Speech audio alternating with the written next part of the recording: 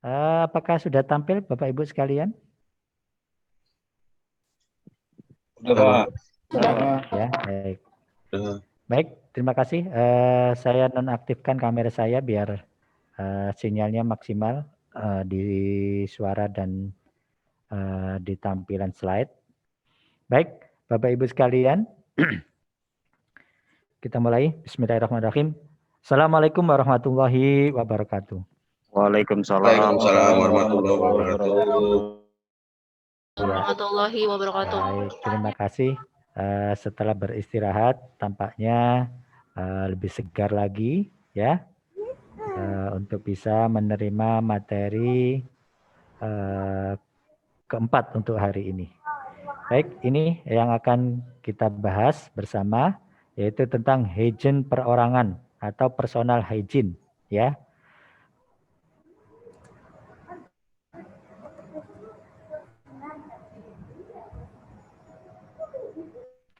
Baik, tujuan daripada disampaikan materi ini adalah peserta mampu mengenal, ya, dan menghayati serta mengamalkan dalam kehidupan sehari-hari. Inti daripada materi ini adalah bagaimana cara menjaga kebersihan diri, ya, gitu.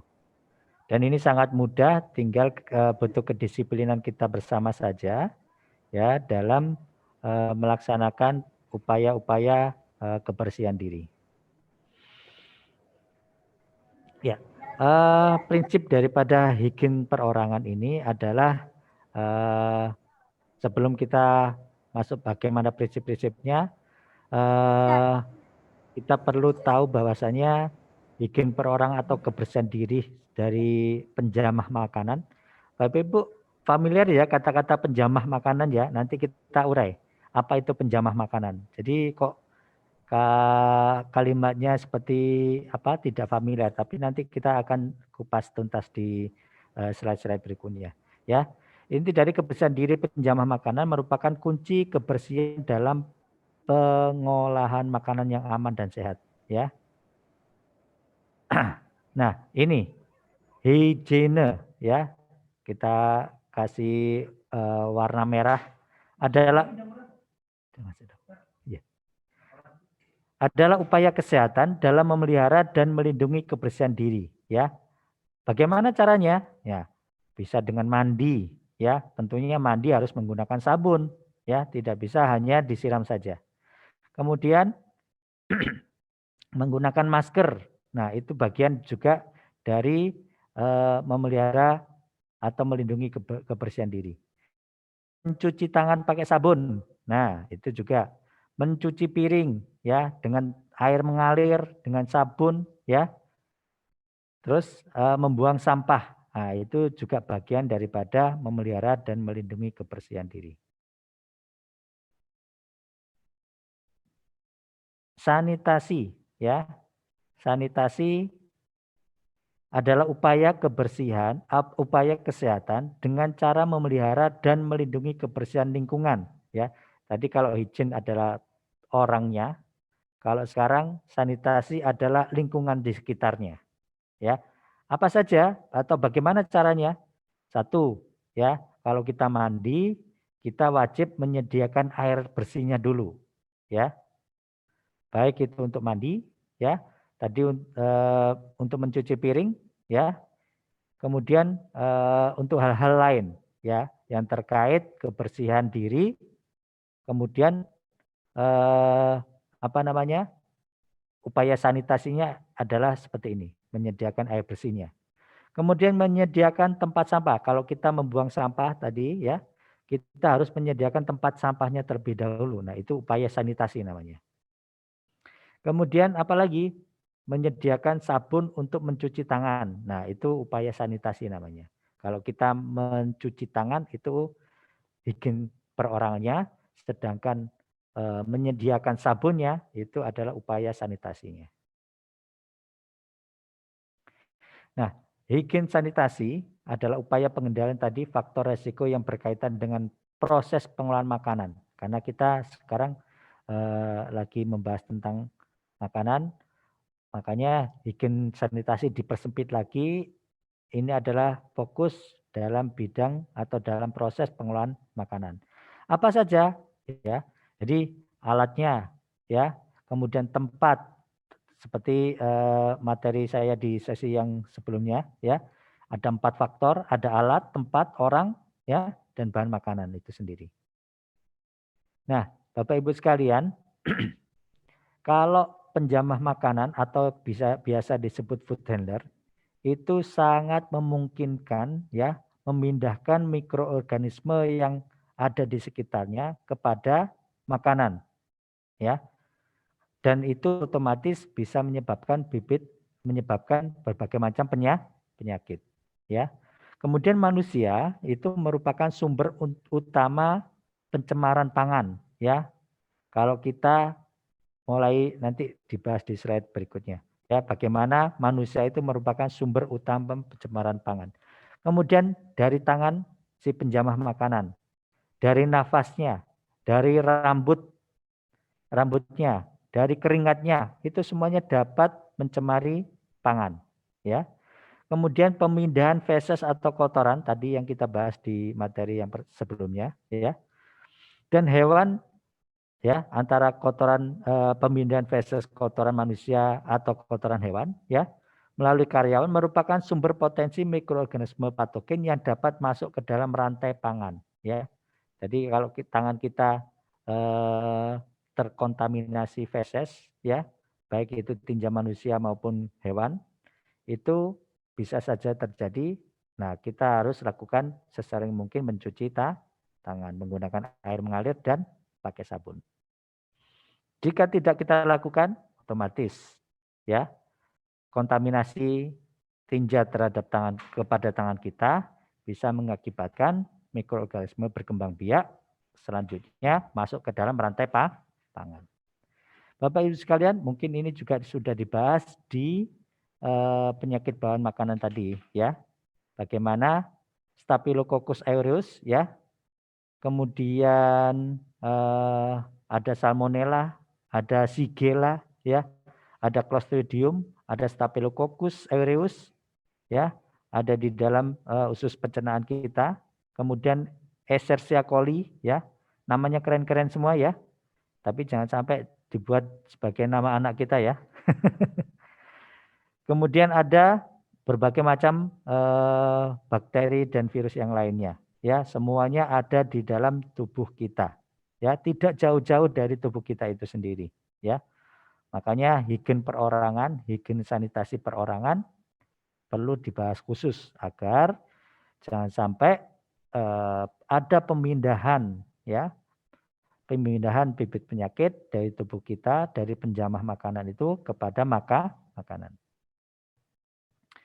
Nah, Bapak Ibu sekalian, yang termasuk dalam penjamah makanan. Nah, tadi saya singgung di awal, Bapak Ibu, hari ini adalah kursus higien sanitasi pangan bagi penjamah makanan.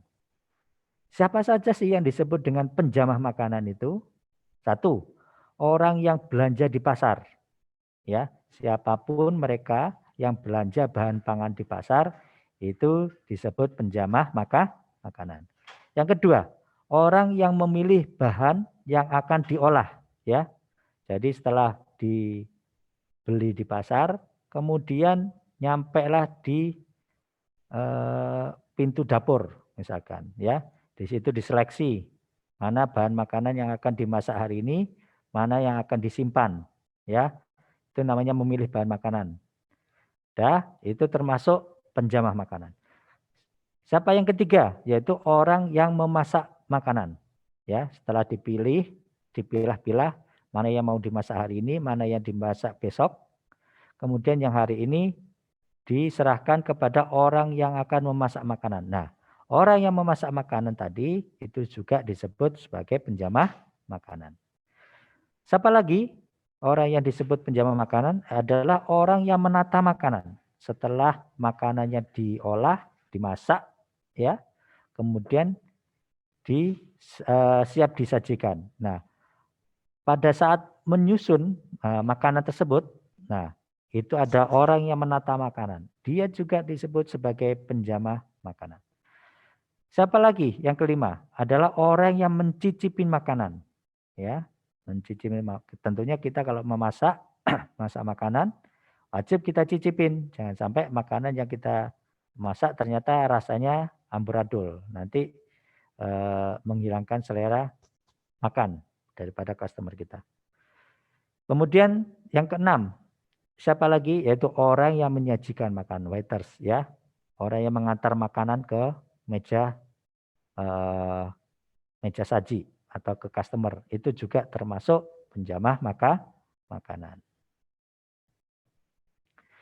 Nah, kalau dari pengertiannya, jadi setelah kita tahu siapa saja sih yang disebut penjamah makanan, ini adalah definisinya. Siapa itu penjamah makanan? Adalah orang yang secara langsung berhubungan dengan makanan dan peralatan dari mulai tahap persiapan, pembersihan, pengolahan, pengangkutan, dan yang terakhir adalah penyajian. Nih, Bapak Ibu sekalian, tentu pengolah makanan tidak jauh-jauh dari pisau, ya. Setiap pengolah makanan pasti dalam proses mengolah makanannya menggunakan pisau. Nah, di dalam tubuh kita, ya, tadi di slide sebelumnya sudah banyak sekali sumber-sumber atau bibit-bibit penyakit yang dimungkinkan bisa dihantarkan atau mencemari daripada produk atau daripada makanan itu sendiri. Nah, kita tahu bersama bahwasanya di dalam tubuh kita ada darah, ya, kemudian urin, ada juga feses dan lain sebagainya. Ya, itu semuanya bisa saja mencemari makanan yang kita hasilkan. Kemudian perlakuan-perlakuan untuk mencegah pencemaran, ya, itu perlu kita lakukan, ya. Beberapa hal, beberapa cara, ya, bikin sanitasi dalam hal menangani makanan itu wajib kita lakukan. Bagaimana kuku kita, ya, harus diperhatikan, jangan sampai kukunya panjang, ya. Sangat berbeda antara penjamah makanan dengan tambal ban. Orang tambal ban, ya, itu tidak perlu kukunya pendek, ya. Tidak perlu kukunya bersih, tidak perlu mencuci tangan. Tetapi kalau penjamah makanan wajib, ya, wajib. Kemudian bagaimana perlakuannya kalau saat tangan kita luka, ya, jangan sampai tangan luka ternyata darah, ya, atau bagian dari tubuh kita pindah kepada makanan. Kemudian baju yang bersih, ya. Kemudian waktu mengolah makanan tidak boleh merokok, ya. Kemudian perhiasan-perhiasan yang cincin, ya, gelang, ya, dan lain sebagainya, aksesoris daripada yang ada di tangan kita harus juga perhatikan. Nah, Bapak Ibu sekalian, faktor-faktor resiko, ya, yang bisa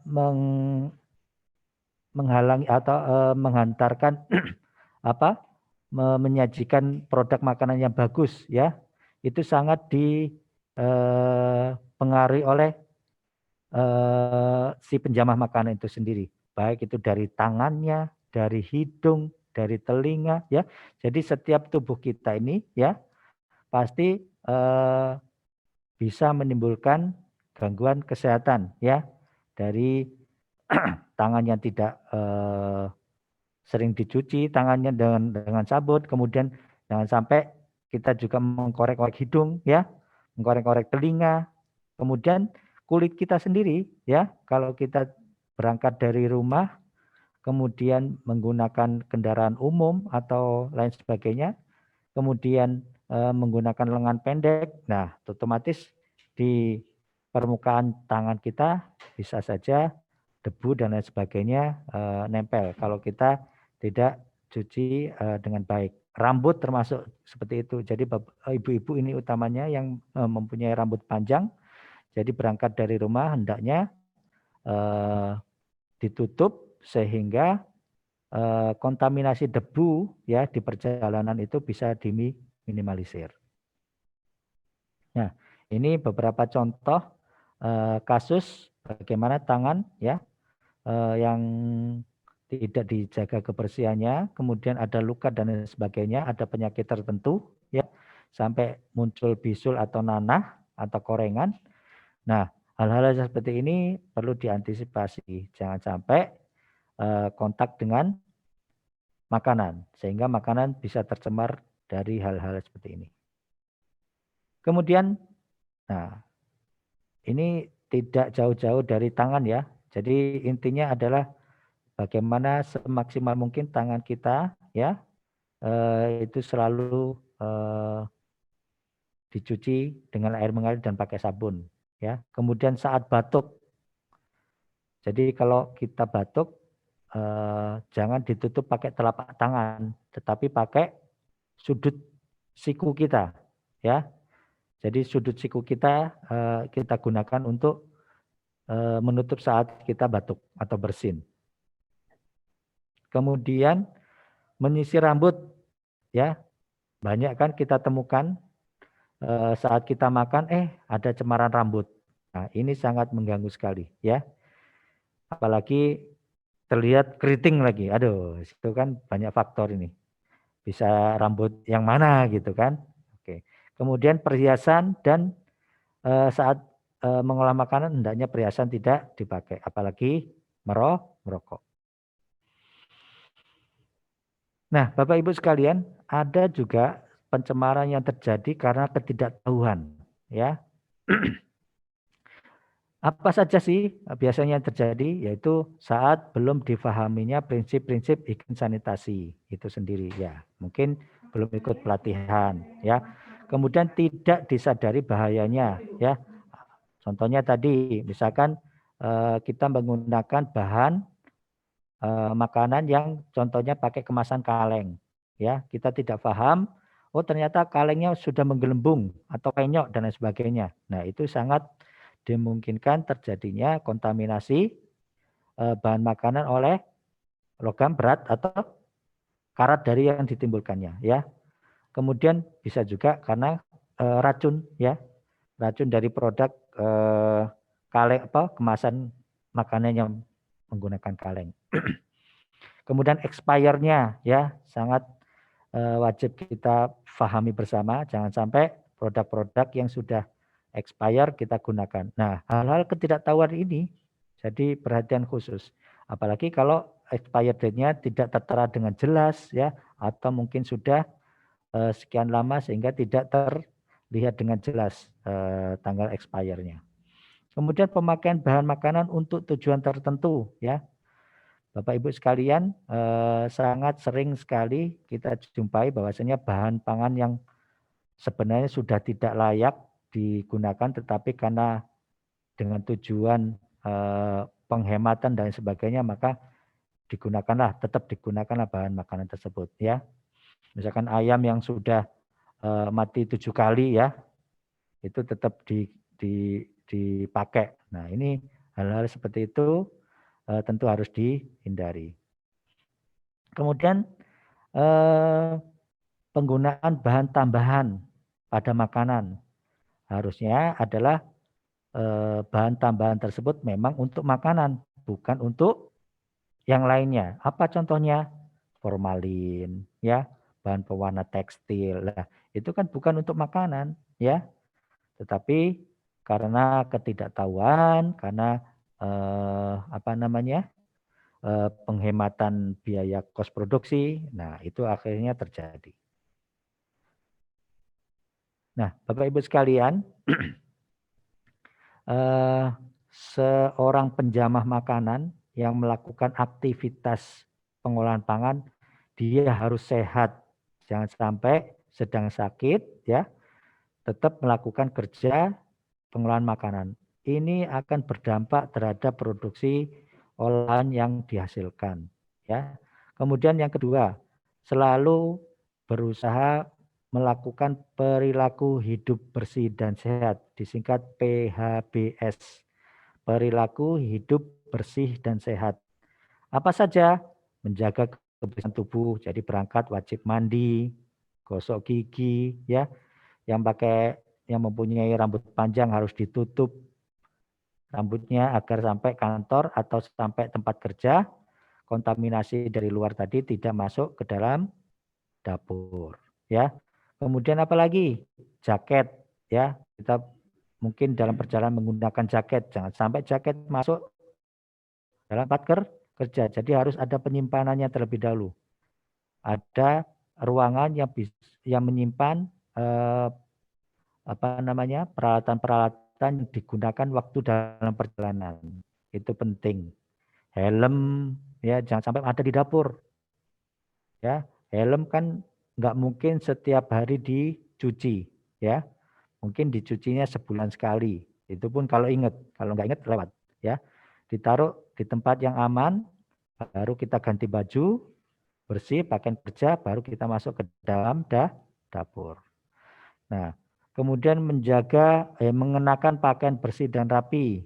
Kemudian kita melakukan CTPS. Ada yang tahu apa CTPS? Cuci tangan pakai sabun, ya. Itu harus sesering mungkin kita lakukan. Bahkan di beberapa restoran tertentu itu muncul alarm, ya, bunyi-bunyian tertentu yang disepakati kalau kita saat mendengar alarm itu bunyi, maka kita wajib melakukan cuci tangan, pakai air mengalir dan pakai sabun. Kemudian menghindari kebiasaan yang tidak higienis, ya, korek-korek kuping, korek-korek hidung, garuk-garuk rambut, ya. Kemudian hal-hal lain yang tidak higienis. Menjaga kesehatan dan kebugaran tubuh, ya, itu wajib. Tidak mengolah pangan ketika sakit, ya.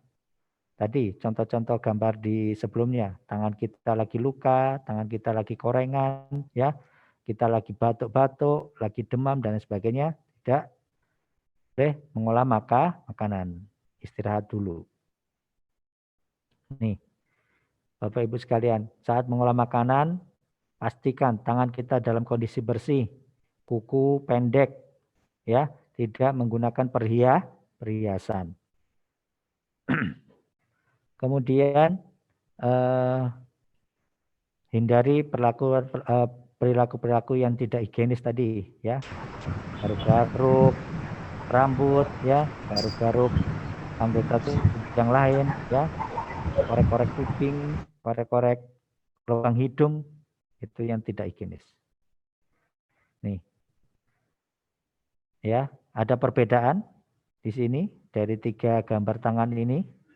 Yang paling kiri, ya, dipotong pendek dan bersih. Ya, kemudian yang di tengah ada kukunya dikasih cat, ya, cat kuku. Nah, ini sangat beresiko terhadap olahan yang akan kita olah. Kemudian saat luka, ya, tangannya luka diplester, tuh, terlihat jelas ya. Nah, itu adalah soal tangan dan cara pencegahan bagaimana kita mengolah makanan saat kita ada luka dan lain sebagainya. Nih, perhiasan. Jangan sampai perhiasan yang kita gunakan, ya, kita gunakan juga saat mengolah makanan. Kita lepas semuanya. Nih, pencemaran bakteri dapat terjadi pada saat orang berbicara, orang batuk, orang bersin tanpa menggunakan masker, ya.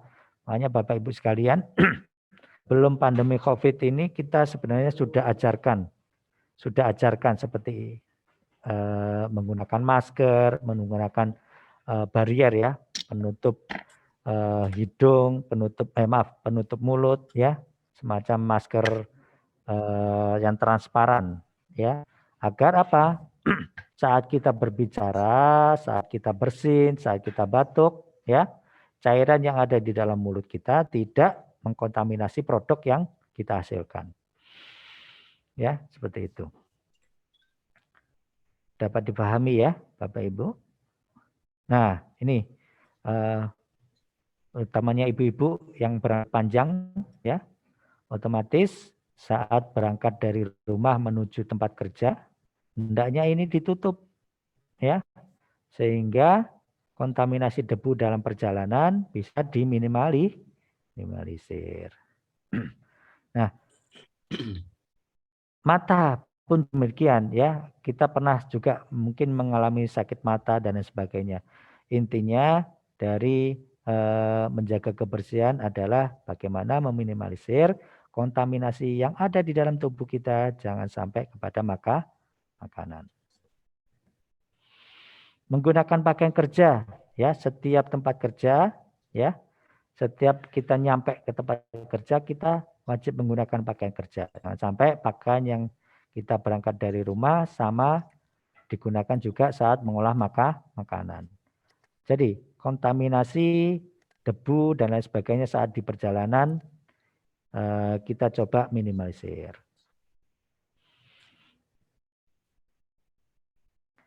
Nih pakaian seperti ini untuk juru masak ya, untuk penjama makanan. Jadi terlihat profesional seperti itu. Oke. Nah, sebaiknya kita memiliki 2 setel pakaian ya. Setiap hari harus ganti. Jangan sampai pakaian yang kita gunakan terbatas sehingga tidak pernah ganti ya. Celemek selesai bekerja menggunakan celemek digantung saja, besok pakai itu lagi ya, lusanya pakai itu lagi. Nah itu perlu diperhatikan ya. Celemek itu kita sudah kalau diperhatikan pasti sudah banyak kontaminasi di sana sini ya. Dari tangan kita ngelap-ngelap dan sebagainya pakai celemek itu ya. Kemudian sudah terciprat oleh bahan pangan dan makanan yang kita olah ya, pasti sudah banyak sekali bakteri, mikroorganisme lain yang sudah berkembang biak di dalam celemek itu. Makanya celemek juga wajib kita perhatikan untuk ganti. Nah, ini tak kalah pentingnya. Ya. Jadi korek-korek kuping, korek-korek hidung ya. Ini adalah perilaku yang tidak higienis. Tentunya kita sebagai penjama makanan wajib dihindari perilaku-perilaku yang seperti ini ya. Bahkan kalau Bapak Ibu perhatikan ya, di tayangan mungkin di YouTube dan lain sebagainya, bagaimana perilaku penjamah makanan yang tidak higienis bermacam-macam. Itu kalau ditaruhin CCTV di dalam area dapur, banyak itu ketangkep itu ya. Bagaimana perilaku-perilaku tidak higienis dari penjamah makanan di berbagai macam sudut negara. Nih, ya hal-hal seperti ini. Merokok, memakai jam tangan, ya, kukunya panjang dan sebagainya. Padahal dia adalah seorang penjamah makanan. Nih, apa sih resikonya? Ya, bakteri dari mulut dan bibir dapat berpindah ke dalam tangan, ya, sehingga dapat mencemari makanan. Abu rokok dapat jatuh sewaktu-waktu ke dalam makanan, bisa mengurangi citra makanan, ya. Kemudian tampilan makanan juga akan berbeda, ada abu rokoknya dan sebagainya. Kemudian yang pasti apa? Gampang dideteksi adalah menimbulkan bau atau asap rokok yang dapat mengotori di area dapur itu sendiri. Jadi jangan sampai dapur kok bau asap rokok. Nah, otomatis penjama makanannya adalah berperilaku tadi tidak higienis. Ini contoh-contoh lainnya, ya, menggunakan cincin, kemudian sering pegang uang, ya, kemudian tidak menggunakan sarung tangan, ya, padahal pegang sana, pegang sini, otomatis tangan sudah terkontaminasi dari berbagai macam debu dan bakteri yang lainnya. Nah, menggunakan pakaian yang lengannya terlalu pendek ya, padahal makanannya ada di bawah, kelihatan? Ini yang di bawah, ya, keteknya bisa dimungkinkan bulu ketek jatuh ke makanan, betul? Ya. Sering menggaruk rambut saat mengolah makanan. Nah, makanya gunakanlah tutup kepala. Nih, udah disampaikan di slide sebelumnya ya. Mandi secara teratur ya. Kalau perlu pulang dari tempat kerja kita juga mandi dulu. Jangan sampai ada kontaminasi dari tempat kerja dibawa ke rumah. Itu juga kemudian ganti baju ya. Kalau kita berangkat dari rumah pakai baju rumah ke tempat kerja, kemudian kita ganti baju menjadi pakaian kerja, pulang kita kembali lagi menggunakan baju menuju rumah.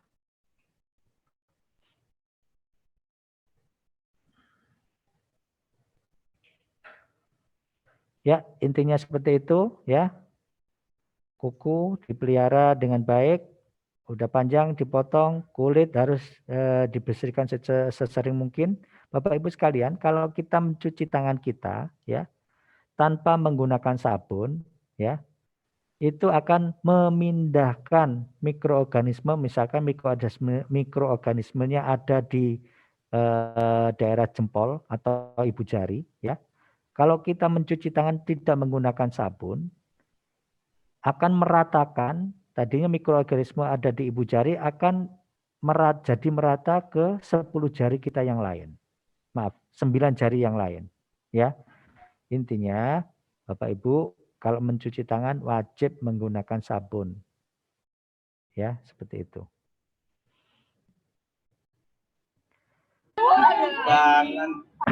Ini seperti ini, bagaimana cara mengolah makanan yang baik dan benar dan menghindari hal-hal atau perilaku tidak higienis.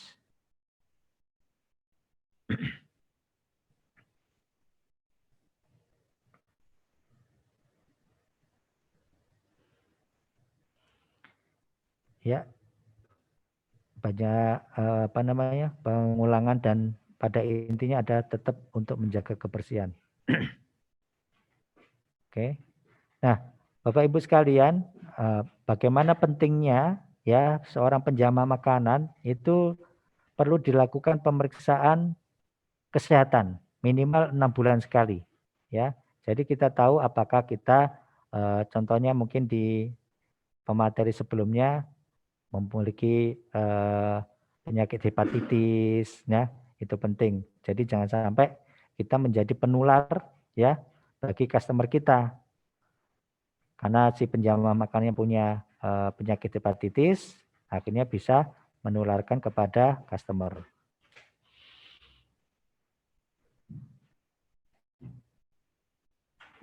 Ya, ini kasus tipoid ya. Kami sedikit menyinggung bagaimana penyakit bawaan makanan. Mungkin sudah lebih jelas disampaikan oleh pemateri sebelumnya. Ya. Ini adalah bagaimana sudah mempraktekkan dari mulai pakaian kerjanya ya, pilih pakaian kerja yang terang, kemudian penutup kepala, ya, kemudian menggunakan masker, terus menggunakan sarung tangan, seperti itu. Ya, Bapak Ibu sekalian, kebiasaan kita mencuci tangan perlu kita perbaiki, ya. Ada yang sudah sangat familiar dengan cara mencuci tangannya yang baik dan benar.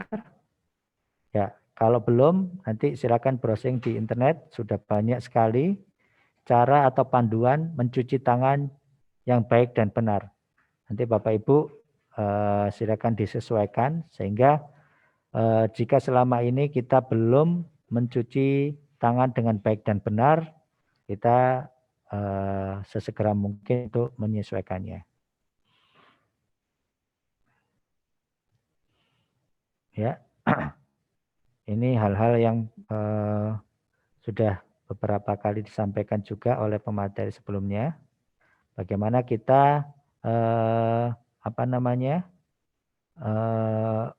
menggunakan penutup kepala, ya, menggunakan sarung tangan, bagaimana mencuci bahan makanan yang baru kita beli dari pasar, ya, seperti itu. Nah, inti daripada higien sanitasi, higien perorangan ini adalah bagaimana kesehatan adalah tanggung jawab kita bersama. Jangan sampai kita sebagai penjamah makanan justru menjadi penular penyakit bagi customer kita. Kemudian ini juga menjadi bentuk tanggung jawab yang paling sederhana ya dari kita. Apa itu? Penjamah makanan harus sehat. Bagaimana caranya? Dibuktikan dengan pemeriksaan kesehatan minimal 6 bulan sekali. Yang kedua, berperilaku hidup bersih dan sehat. Ya, tadi beberapa hal kita sudah sampaikan di atas. Kemudian yang paling enak adalah, yang paling tepat adalah pasang CCTV di dapur. Itu akan jauh lebih menjaga keamanan kita bersama. Ya, perilaku-perilaku yang tidak higienis ya itu bisa diminimalisir dengan penggunaan CCTV tadi, sehingga kita bisa evaluasi hal-hal apa saja sih dari penjamah makanan yang ada kegiatannya di dapur itu yang perlu kita koreksi untuk diperbaiki. Kemudian peduli terhadap akibat yang mungkin timbul ya dari perilaku yang tidak bersih tadi, otomatis ya. Itu Bapak Ibu sekalian materi terakhir pada siang hari ini, mudah-mudahan dapat diserap dengan baik ya, dapat diimplementasikan di tempat kerja masing-masing. Hal-hal yang perlu mungkin sesegera mungkin kita perbaiki, diantaranya penggunaan pakaian kerja ya, dari rumah ke tempat kerja kemudian kita ganti baju menjadi baju kerja, kemudian kembali lagi ke rumah juga dengan menggunakan baju rumah tadi, itu perlu kita biasakan. Kemudian mencuci tangan dengan baik dan benar. Ayo, jangan sampai kita hanya mencuci tangan saja tanpa menggunakan sabun. Itu hanya meratakan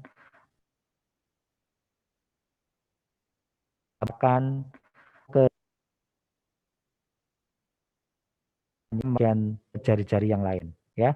Kamu perlu kita hentikan, jangan dibiasakan melakukan hal tersebut. Demikian yang dapat kami sampaikan. Terima kasih atas perhatiannya. Kami kembalikan lagi ke Pak Sukadi. Terima kasih. Assalamualaikum warahmatullahi wabarakatuh.